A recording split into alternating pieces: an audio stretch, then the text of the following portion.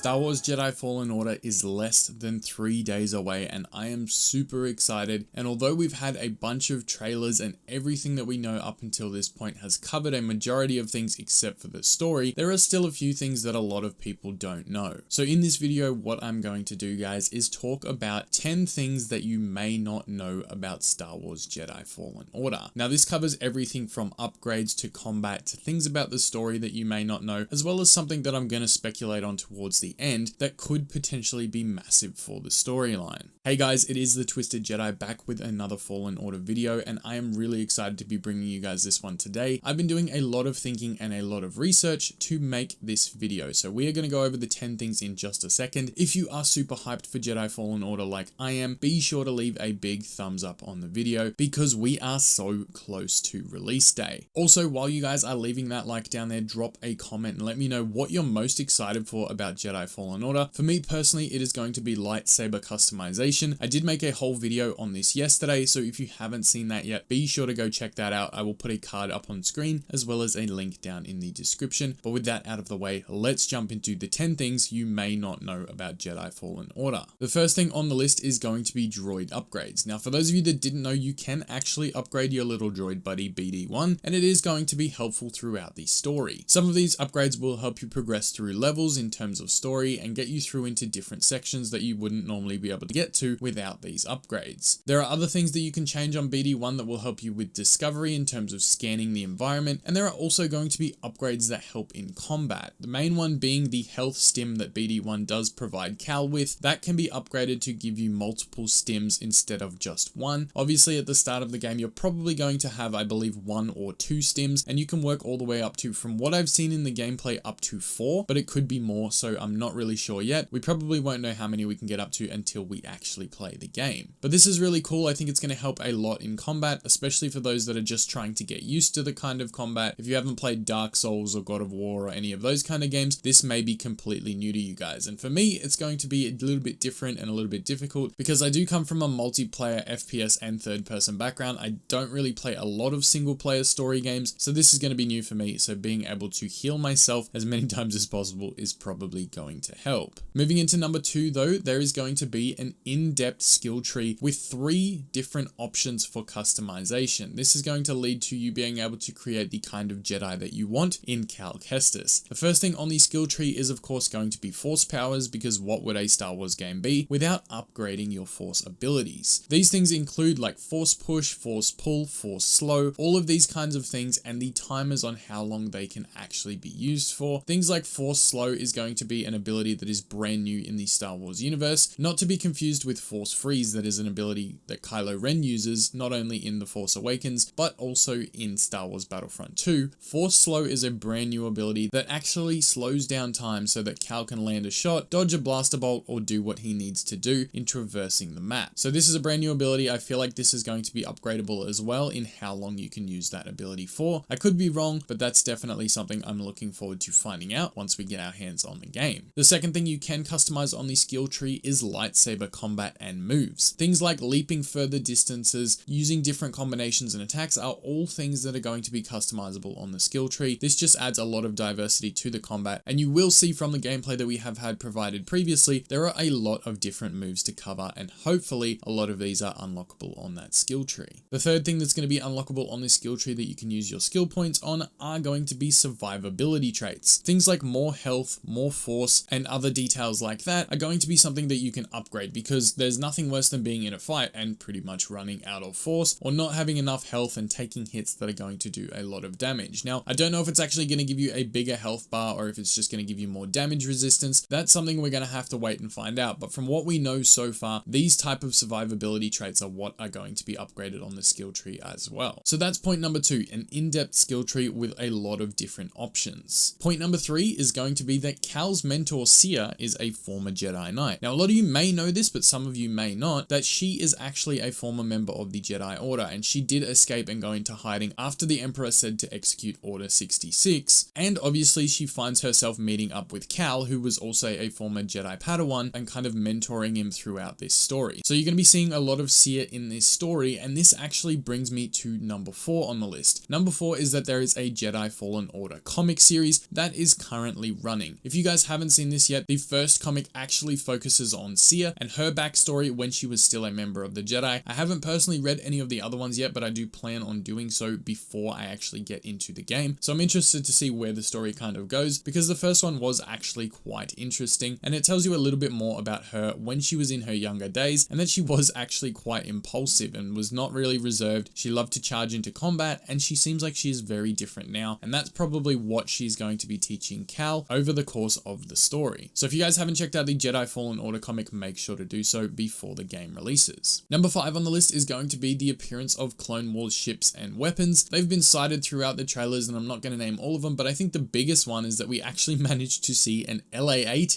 attacking an AT-AT, which is something really cool that I wasn't expecting to see, but I kind of spotted it while I was watching some footage today and thought it would be perfect to include in this video. So you can expect some Clone Wars stuff, and especially because it is between the times of episode 3 and episode 4, I would expect to see a lot more than just 1 or 2 weapons and an LA-AT. I know we do see a dead clone trooper that actually has a holo projection of the Emperor saying execute Order 66, or I'm assuming that's what he's saying because Cal is looking at this after finding it on the dead clone's body. So this could be something that sort of alerts Cal to the presence of the Emperor and what his kind of plan is, or gives you a little bit something at the start of the game maybe to let you know what is actually happening as that character. So there's a lot of Clone Wars hints and things that we can look forward to, even though we're going to be fighting against stormtroopers. Number 6 is an interesting combat point, and it's that the Purge Troopers actually block your lightsaber at the hilt. If you look closely during the lightsaber combat, they can counter this weapon, which would normally slice through absolutely anything, because they actually block it at the hilt. If you watch in slow motion, you will see that this actually does connect with the hilt of the lightsaber, which is why it doesn't slice straight through the weapon that the Purge Trooper is using. And it's actually a really cool combat feature that they're using, because normally, like I said, a lightsaber would just go through anything, but in this way it gives the Purge Trooper a certain defense so that they're not a one-hit kill like most of the stormtroopers in this game will be. Now, continuing with the Empire's story, moving into number 7, the second sister's voiceover in one of the trailers says specifically that he's searching for something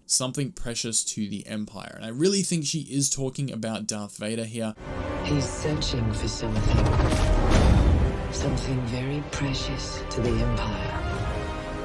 We do know during this time period and this kind of era of the dark times, Vader is actually trying to discover more powerful sides in the Force because he has been told that there is. Now, we all know about Vader's castle, and there are a lot of artifacts in there, and I'm assuming she means he's searching for something precious to the Empire in being some kind of Sith artifact that is going to make him more powerful. The Darth Vader comics does talk about the helmet or the mask of Momin, who was extremely powerful in the Force, so if this is anything to go by, it could be that he's searching for that, or he could be searching for some other artifact that's going to make him stronger. Now, that point actually brings me to number 8. Number 8 is Vader's potential appearance, and this is the speculation that I was talking about before. We heard Darth Vader's breathing in the trailer, and I feel like that's going to give him some involvement. Not only that though, because that's not much to go on, early involvement in the Inquisitorius program from Darth Vader is currently seen in the Vader comics. So if you guys haven't read those comics, Vader is directly involved with the Inquisitors and hunting of the Jedi. He also trained all of the Inquisitors themselves, trying to get them to be more aggressive in their combat. For those of you watching at home that don't know much about the Inquisitors prior to their turn to the dark side, they were actually members of the Jedi Temple, and in so had been trained to be patient and defensive. Now, following the events of Order 66, obviously they turned to the dark, and Darth Vader has been trying to teach them to be more aggressive in their combat, cutting limbs off them in training just to prove a point that they need to be more aggressive. And their ninth sister he actually stabbed in the eye at one point. So we can't actually see it because she's wearing her visor in the trailer and the images that we've gotten online, but it would be cool to see if this is pre or post eye stabbing of the lightsaber. I would love to see that at some point. Maybe once we defeat her, we can knock her visor off or something and see if her eye has been actually stabbed with a lightsaber, because it would make sense. If you're going to defeat her as Cal, it's probably already happened, right? Yeah,